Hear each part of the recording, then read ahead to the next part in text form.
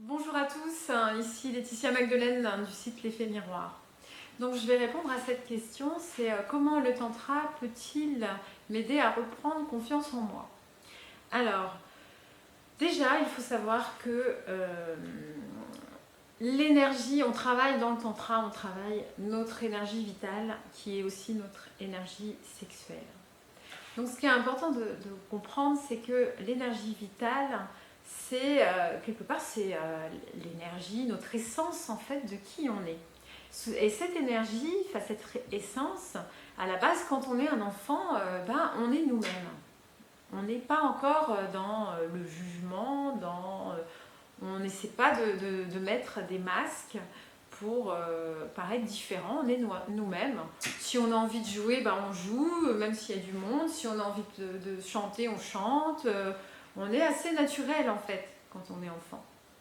Sauf que le conditionnement qu'on reçoit nous dit ça, tu peux pas faire ça, ça t'as le droit, ça tu peux pas, ou on commence à avoir des étiquettes.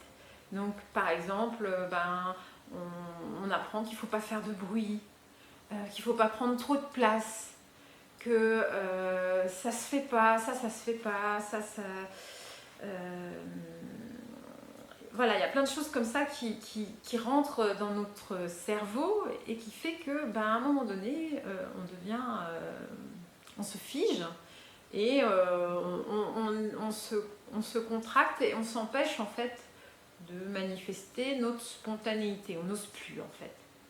Parce que on a appris qu'il fallait, comme on dit, réfléchir 2 fois avant d'ouvrir la bouche, ou tourner la langue plusieurs fois avant de parler, etc. Enfin, il y a plein de choses comme ça qui peuvent faire que du coup on n'ose plus trop s'exprimer.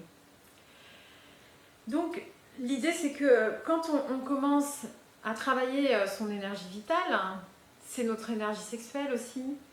Elle est située au niveau de notre sacrum, dans la base en fait, dans vraiment la base de notre colonne vertébrale.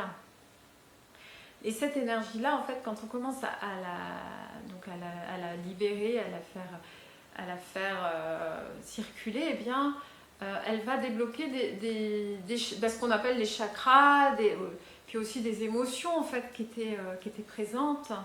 Donc, je vous donne un exemple concret. Imaginez, on vous a appris qu'il ne fallait pas vous exprimer et tout, donc c'est fermé au niveau du chakra de la gorge.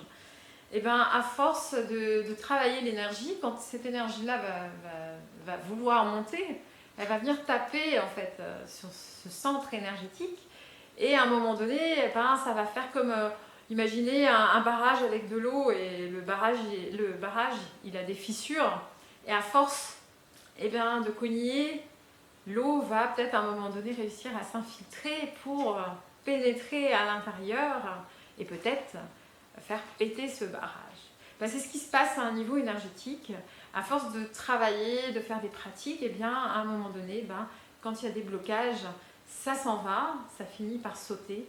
Et là, quand ça saute, on retrouve petit à petit de plus en plus de capacité à s'exprimer, de capacité à être vraiment qui on est, à plus de joie, plus d'énergie aussi.